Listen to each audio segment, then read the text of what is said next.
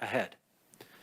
À ce jour, on a To date, we have delivered more than 3.8 million doses of COVID-19 vaccine to provinces and territories. We'll be receiving a million more doses by the end of the month. And as of April, we'll begin to receive even more rapidly. This week, Major General Fortin's team at the National Operations Centre conducted a rehearsal exercise with partners from the industry as well as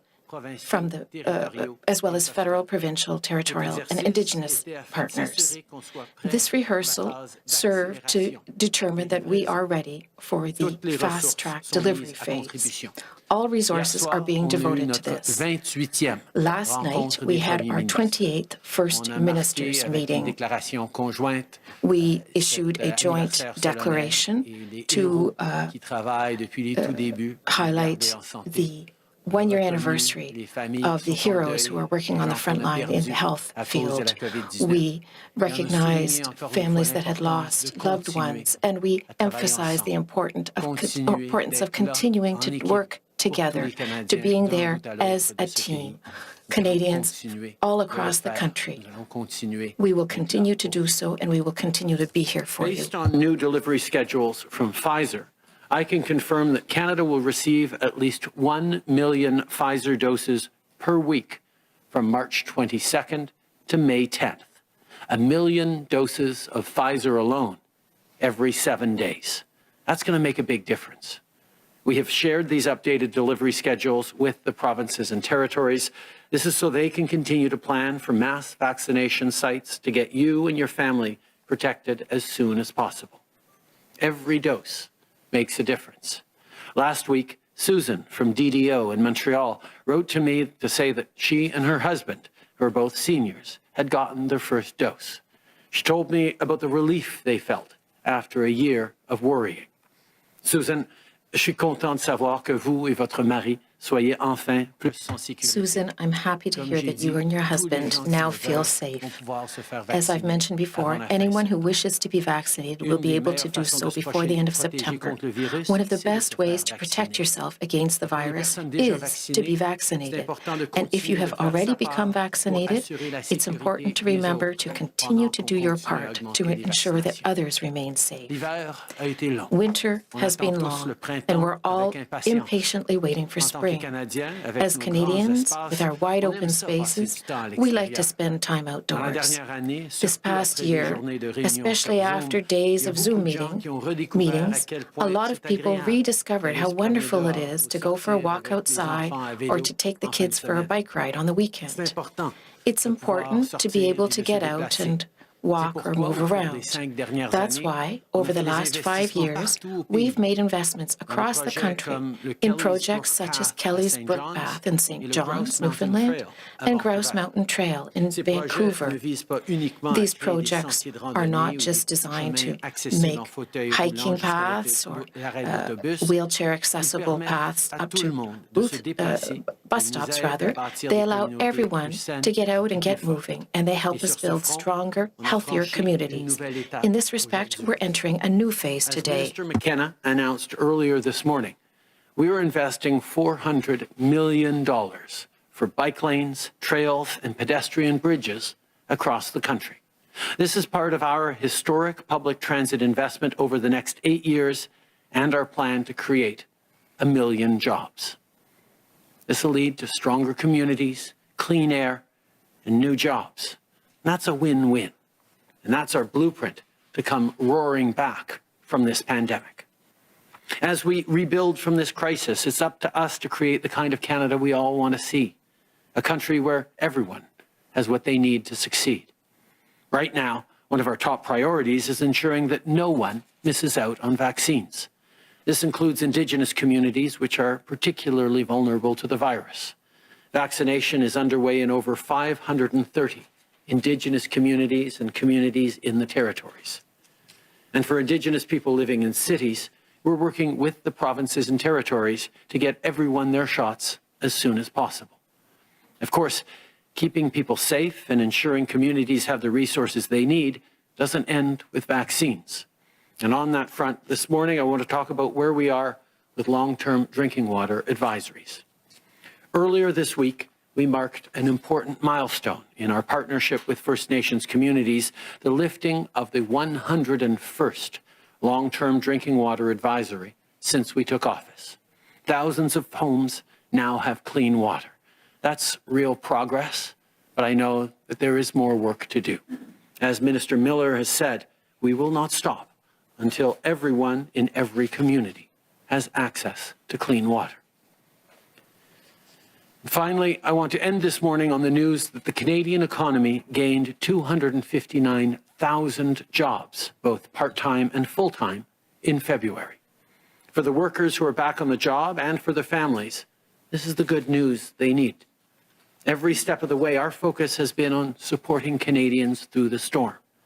But let's not forget there are still far too many people for whom things continue to be really tough. If that's you, know that you're not alone in this crisis. We're here to help you get through it and get back on your feet. That's exactly why we are extending the Canada Emergency Wage Subsidy and the Canada Emergency Rent Subsidy and Lockdown Support at their current levels until June, as I announced earlier this month. For places like the Hamilton Conservatory for the Arts, the wage subsidy has been the difference between having to shut down or keeping people on the payroll. And it's the same story for millions of workers right across the country. Quand on a créé la PCU en mars dernier, when we created the CERB last March, I remember telling you that we would give you the support you need when you needed it. And that hasn't changed. That will never change. Together, we're going to get through this. Thank you, and I'll now give Dr. Tam the floor.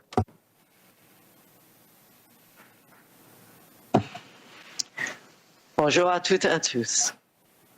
Today, we'll start with a numbers update, closing out a week of remembrance with renewed commitment to the efforts that will shape our future. Today, there have been 899,757 cases of COVID-19, including 22,371 deaths and over 30,670 currently active cases reported across Canada. And over the past week, an average of over 3,050 new cases and 31 deaths were reported daily. At the same time, over 2,050 people with COVID-19 were being treated in our hospitals each day, including about 540 in critical care. To date, close to 3,000 variants of concern cases have been reported across Canada, with the B117 variant accounting for over 90% of these to date. During the past year, and in the lead up to yesterday's National Day of Observance, I received many notes from Canadians sharing their reflections on the year that was, including the heartbreaks and the lessons that were revealed along the way.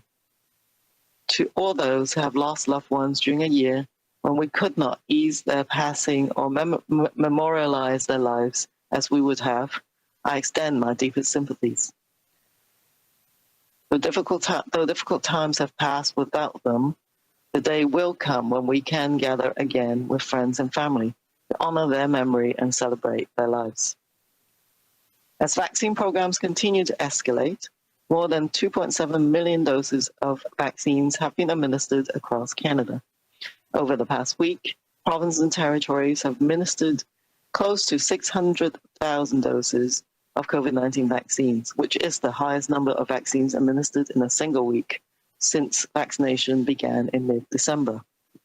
We are making progress every day, and as the snow melts and the first day of spring is just over a week away, I know that we're all anxious for the finish line on this long marathon.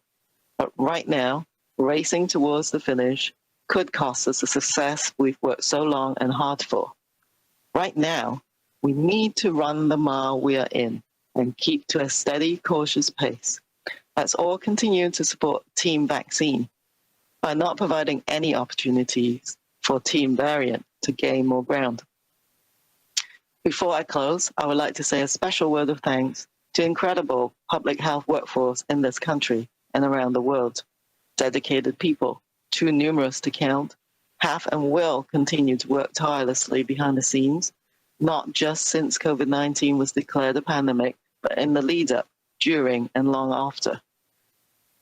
From those who test and trace at the local level, to those who bring us the latest numbers and pore over emerging evidence that shapes and adapts our guidance across every area of the response, thank you.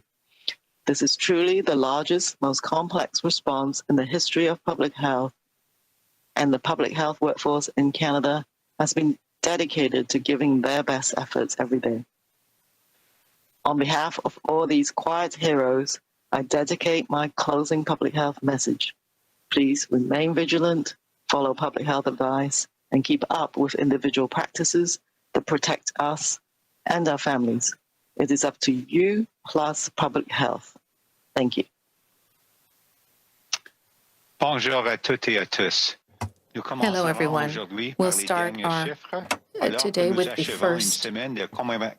latest numbers, closing out a week of remembrance with renewed commitment to the efforts that will shape our future.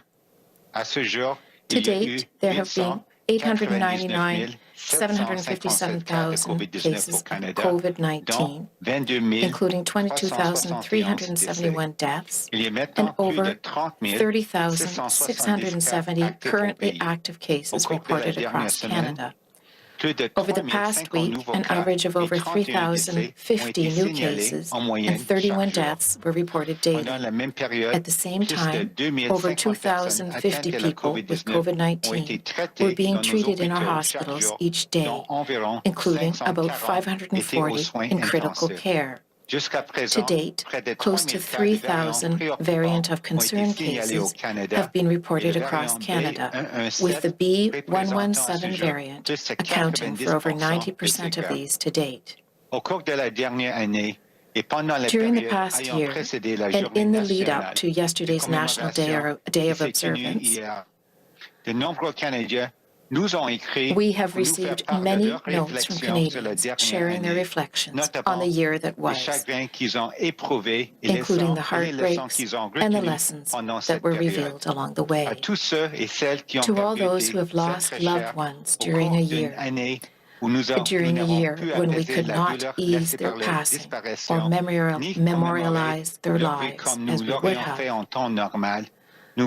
I extend my deepest sympathies. Though difficult times have passed without them, the day will come when we can gather again with friends and families to honor and celebrate their lives. As vaccine programs continue to escalate, more than 2.7 million doses of COVID-19 vaccines have been administered across Canada. Over the past week, provinces and territories have administered close to 600,000 doses of COVID-19 vaccines, which is the highest number of vaccines administered in a single week since vaccination began in mid-December. We are making progress every day, and as the snow melts and the first day of spring is just over a week away, we know we are all anxious for the finish line on this long marathon. But right now, racing towards the finish could cost us the success we've worked so long and hard for. Right now, we need to run the mile we are in and keep to a steady, cautious pace. Let's all continue to support Team Vaccine by not providing any opportunities for Team Variant to gain more ground. Before concluding, we would like to say a special word of thanks to the incredible public health workforce in this country and around the world. Dedicated people, too numerous to count, have and will continue to work tirelessly behind the scenes, not just since COVID-19 was declared a pandemic, but in the lead-up, during, and long after. From those who test and trace at the local level, to those who bring us the latest numbers et qui se penche sur les and nouvelles pore données over probantes emerging en vue evidence that d'orienter shapes et d'attaquer and nos adapts our directives guidance sur across tous les every fronts area de of the l'intervention à la response. pandémie.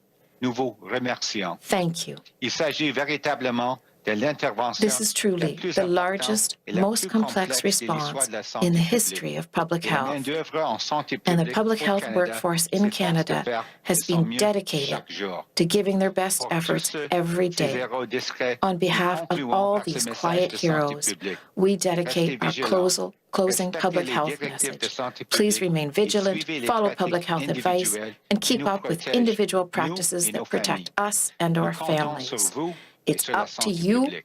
plus public health. Thank you. Merci beaucoup, Dr. New. On va commencer la période des questions. Thank you, Dr. New. We'll start the question period, the 20-minute question period with the Prime Minister. You can have one question and one follow-up question. The ministers will be available for another 20 minutes. Today, for 20-minute, one question, one follow-up. The ministers and doctors will remain available afterwards for another 20 minutes. Starting with the phone, en commençant par le téléphone. Opérateur, c'est à vous. Thank you. Merci.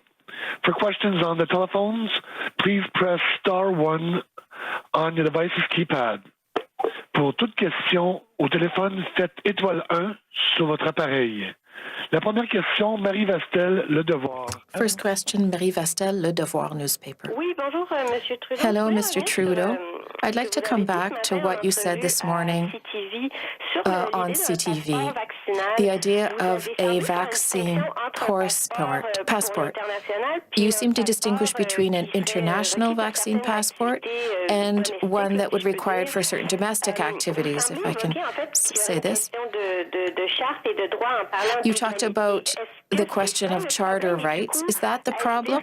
And are you excluding the idea of a vaccine passport domestically? Answer, I'm not excluding anything, Marie. We'll see how the next months unfold. First, we need to ensure that we get back to normal, and also, we need to protect Canadians as much as possible. But we can clearly see that there are two issues with regard to vaccine proof or certificates. One is that we would need vaccination proof to travel internationally. Now, that's something that's existed for a long time. When you travel to certain countries, you need to demonstrate that you've been vaccinated against certain diseases, tropical diseases, for example. Otherwise, you'll be refused entry. So this is a well-established practice, and it's something that countries are actively exploring, and we're among those countries. Now, when it comes to distinguishing people who have been vaccinated and others who have not within our own country, there are questions of fairness and justice that come into play. There could be discrimination, for example. I understand that we want to encourage and motivate everyone to become vaccinated. That's how we'll get through this. But we need to think of people who, for medical reasons, for example, or for other circumstances, cannot or do not want to be vaccinated. We also need to think of justice and fairness as we consider this question. That's something I've said since the beginning, but we're continuing these conversations. It's obviously important to highlight that we want to encourage and motivate people to get vaccinated as quickly as possible. Getting as many people vaccinated as quickly as possible is the way to restore a semblance of normality in the coming months. And of course, we're going to make decisions step by step and look at all sorts of different ways, both to encourage people to get vaccinated and keep people safe. The idea of certificates of vaccination for international travel exist already and are well established. There are countries in the world where you shouldn't go unless you can prove that you've been vaccinated against certain tropical diseases, for example. That's well established. But the idea of certificates of vaccination for domestic use to decide, if who can go to a concert or who can go to a particular restaurant or engage in certain activities does bring in questions of equity, questions of fairness. There are some people who, because of medical conditions or other reasons, will not be able to get vaccinated. There are others who are not on priority lists who will have to wait much longer before getting vaccinations. These are things that we have to take into account so that, yes, we're looking to try and encourage everyone to get vaccinated as quickly as possible, but we're not discriminating and bringing in unfairness in the process at the same time. En suivi, Marie? Follow-up question, Marie? Yes, you just repeated the answer you gave this morning to CTV. What I want to know is if there's a risk of discrimination, why are you not excluding a domestic vaccination passport? When it comes to an election, however, you've said that you would like to be able to continue to manage this crisis until everyone's safe. I'm paraphrasing, of course. Are you now excluding any possibility of an election if everyone is not vaccinated? What is your criterion to say that you've come through this crisis? Answer. I understand, Marie, that the opposition parties and parliamentary journalists have elections on their mind. I am not thinking of elections right now. My priority is COVID-19. It's this pandemic. It's rebuilding the economy as quickly as possible, as well as possible. That's what we're working on, and we'll continue to work on these issues. Opérateur, prochaine question au téléphone. Thank you. Merci. Next question, Charlie Pinkerton, iPolitics. Line open. Good morning, Prime Minister. There was a story in the New York Times yesterday about tens of millions of doses of AstraZeneca's vaccine that's sitting in American facilities. And that's because the states themselves, they haven't approved the vaccines, they're not being used. But the Biden administration won't approve their shipment to the European Union. Has your government reached out to the Biden administration about Canada being able to access these? Over the past weeks and months, we have engaged with all different vaccine companies, with all of our allies to talk about getting more doses to Canadians as quickly as possible. Those conversations will be ongoing. We will continue to look to get as many Canadians vaccinated as quickly as possible so we can keep people safe and bring our economy roaring back. Those conversations will continue with everyone. For weeks now, we've been in talks with the various vaccine companies and partners around the world with regard to our desire to vaccinate Canadians as quickly as possible so that our economy can be brought back to normal and people protected. These conversations will continue. With respect, Prime Minister, you did not directly address the question. Have you spoken to the Biden administration or anyone in your government spoken to the Biden administration about freeing up these tens of millions of doses of AstraZeneca vaccine that are sitting in American facilities? Over the past number of months, we've had lots of great engagements with the American administration on COVID-19, on working together to keep people safe, on vaccinations, on border measures. Those conversations with the Americans will continue as they do with all our partners. In the last months, we've had many conversations, including direct conversations between me and President Biden on the need to vaccinate our citizens, on cooperation, and the need to continue to protect people through border measures. And we'll continue to have those discussions. Opérateur, dernière question au téléphone avant de passer dans la salle. Thank you. Merci. Prochaine question, Catherine Lévesque, La Presse canadienne. À vous. Catherine Lévesque, La Presse canadienne. Question. I'd like to come back to your meeting with the First Ministers of the provinces and territories yesterday. I'd like to know if they have... I know that they asked for a $28 billion health transfer. What did you answer to them? Answer. We continue to have very good meetings with the First Ministers of provinces and territories, first of all. This was our 28th meeting, And I can tell you that we had a very positive conversation. It was obviously focused on this unfortunate anniversary, the one-year anniversary since the beginning of the pandemic, and the work that we are all doing together to ensure that in the weeks to come, Canadians will receive the support and the vaccines that they need to get through this. We spoke of various vaccine procedures, how to increase the average, how to increasing the number of vaccines arriving, and I told them that we are here to support the provinces and territories, as we are also here to support the citizens, Canadians, and have been since the beginning of this pandemic. As for health funding questions, we are going to continue to be supporting the provinces and territories. As for the long term and our healthcare system, we will be having these discussions once we get through this temporary crisis. I recognize that we need to increase healthcare transfers in the long term, but we've sent a great deal of money and funding already to the provinces, and we want to ensure that people can get through this pandemic. Follow-up question? I understand then that the question was discussed, if I read between the lines. Why is it that we still don't have a date for the budget? Why are you waiting until April before releasing a financial statement, economic statement? Don't you think Canadians would like to know more? Answer. Since the very beginning of this pandemic, we've been very transparent with regard to the investments we are making to support families, workers, provinces, territories. We are going to continue to do so.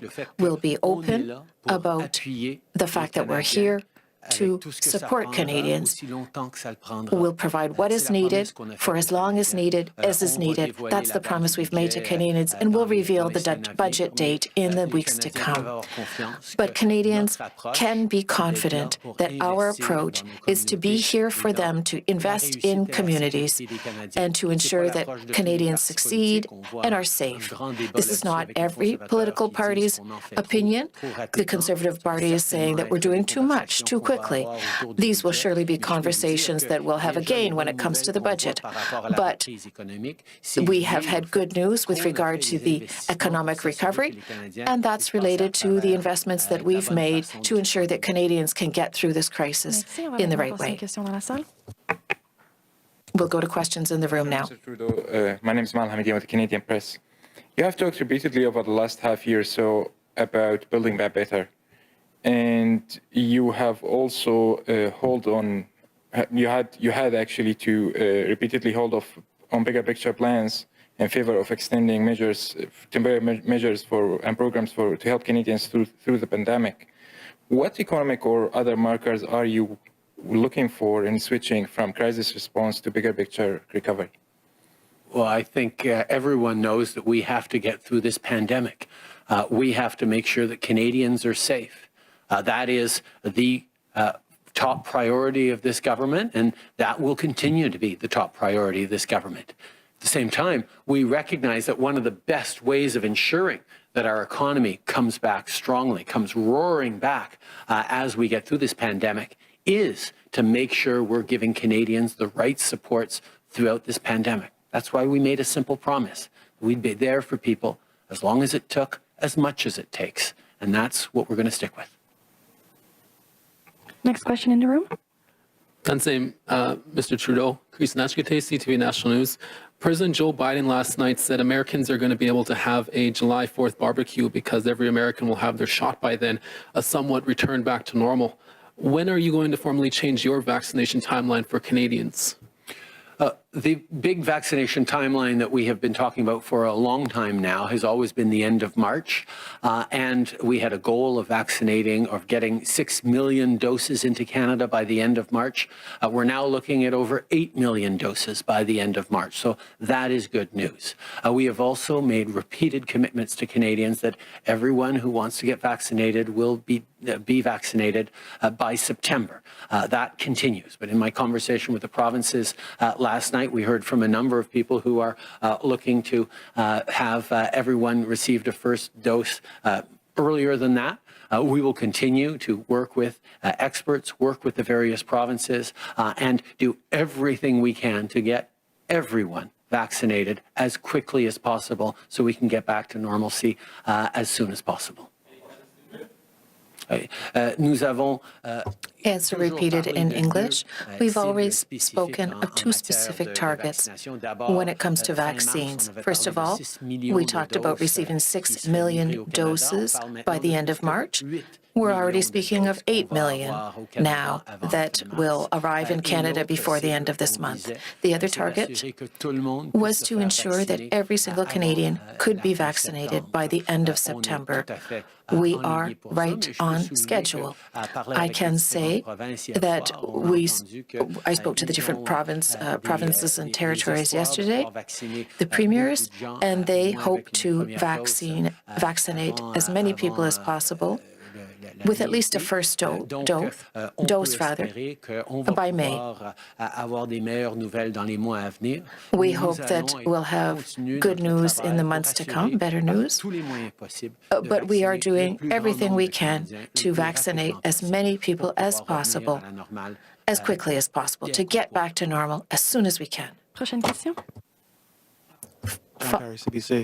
When Donald Trump even threatened to block PPE, there was an uproar in this country. And now you've got the Biden administration actually blocking shipments of vaccines. What do you think about that action by the Biden administration? And are you worried that this kind of response from the United States is going to threaten Canada's shipments of AstraZeneca vaccine? None of the vaccines that we have been contracted for or promised to Canadians have been blocked either by the European Union or by the United States. We have signed significant contracts for tens of millions of doses that will be arriving in the coming months, and we are confident that there will not be interruptions to those vaccines. But it's one of the reasons why we have signed a more diverse portfolio than just about any other country for more potential doses per Canadian than for any other citizens in the world, because we knew that there was always a potential of challenges around that. That's how we make sure that we're going to be able to vaccinate as many Canadians as possible, as quickly as possible.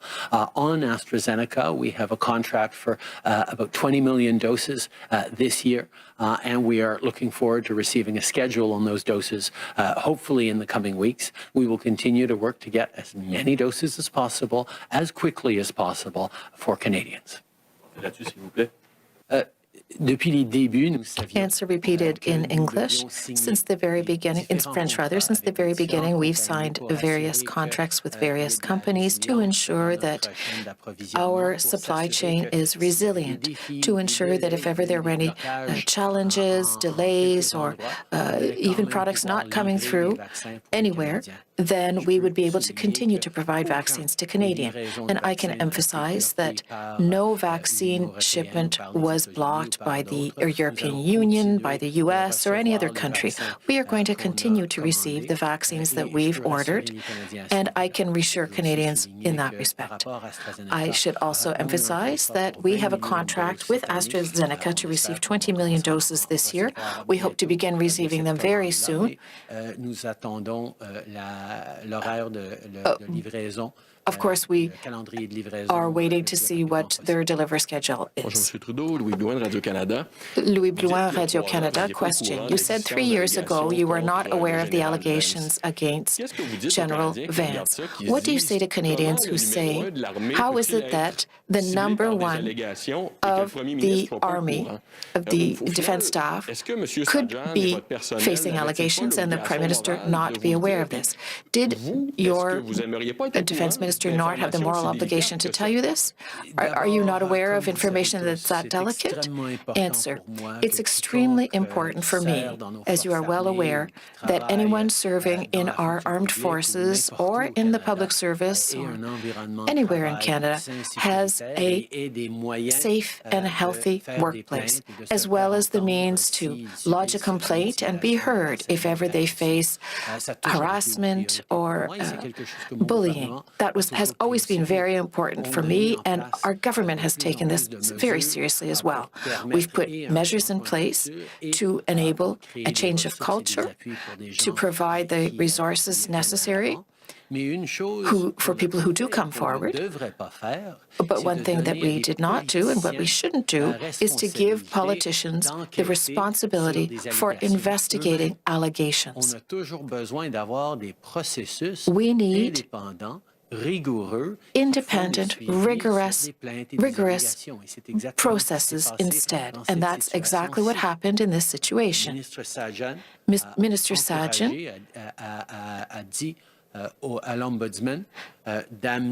told the Ombudsman to provide evidence to independent bodies that would be able to do a rigorous follow-up. My office was aware that complaints had been made that were directed towards an independent body, investigative body, but there was no follow-up because the information was not provided. I think everyone knows how important it is to me that women and men who serve in the Canadian Armed Forces, or anyone who works in the public service, or anyone who works in any workplace across the country, has a safe work environment and has the resources and the supports needed to come forward with any allegations of inappropriate or harmful behavior. That is something that we have taken significant steps on over the past number of years, but obviously there is much more to do, particularly given recent revelations about what's going on within the Canadian Armed Forces. The one thing that in all the different measures we've put forward to better respond to allegations and concerns is that we haven't given politicians themselves more tools to investigate allegations of malfeasance or wrongdoing. It's not for politicians to do that. It is for independent, rigorous authorities to follow up in the right way. And that's exactly what happened when the ombudsperson came forward to Minister Sajjan to highlight allegations that he had received about the Chief of Defence Staff. The Defence Minister, quite appropriately, said, I'm not the person who can investigate this. You need to go to the appropriate independent authorities who will follow up on this and take this very seriously. Our job as politicians is to make sure that these structures are there and that any allegations are taken seriously. This is what my office was aware of, that allegations were directed towards independent authorities. Now, it turns out that those independent authorities never received enough information to actually proceed with a full investigation, but that is something that is the right of people to come forward to who don't want to give more information. And we always have to walk that line very, very carefully, and as a government, we always have. When we first broke the story on these allegations against General Vance, you and your office told us that you only learned of the allegations through our reporting. In fact, I think you may have said that in the House of Commons. But I think earlier this week or earlier on in the last few days, you yourself have since confirmed that your office did know 3 years ago of these misconduct allegations against Vance. So the first question is, why are we having such difficulty getting a straight answer on that issue? And then B, why 3 years ago? Why it seems like your office, somebody turned a blind eye essentially to these allegations.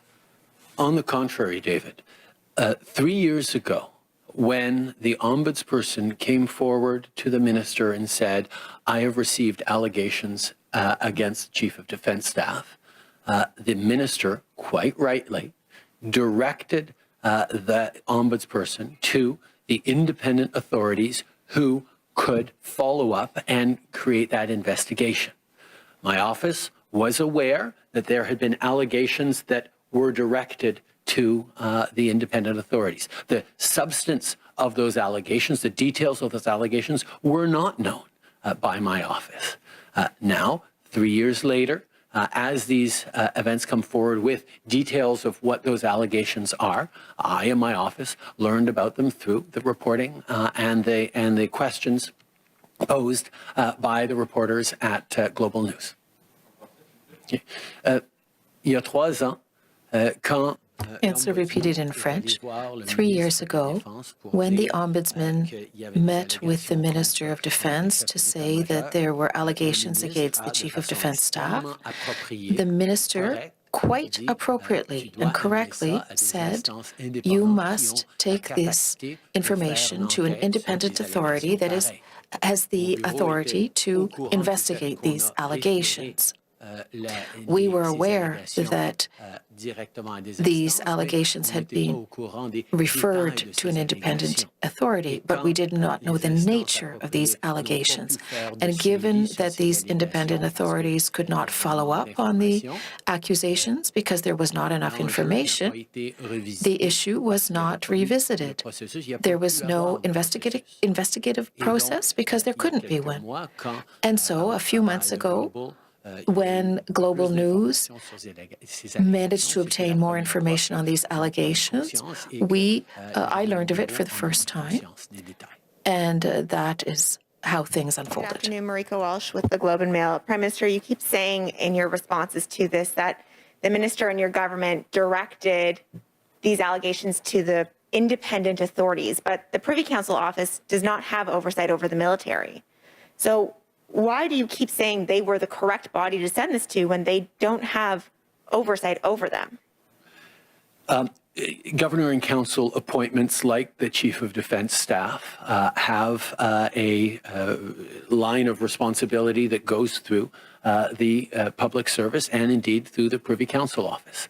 We've seen a lot of discussions now about the appropriate investigative bodies either within the military or independent from the military, and these are all things that we're looking at very carefully in order to make sure that there are stronger processes in place to make sure that anyone who comes forward with allegations or concerns about misconduct of any type is properly heard, properly supported, and that we create a shift in the culture to make sure that these incidents aren't happening in the first place. And we have taken many, many steps since 2015, Marika, on delivering strengthened processes, better procedures in place. But obviously, there is more we need to do, and we will continue to do more. Évidemment. Answer repeated in French. Obviously, despite everything we've done since 2015 to increase resources and the means to follow up on complaints or concerns that people may have, we obviously need to do more, and we will do more. Thank you, Prime Minister. That's all the time you have with us today.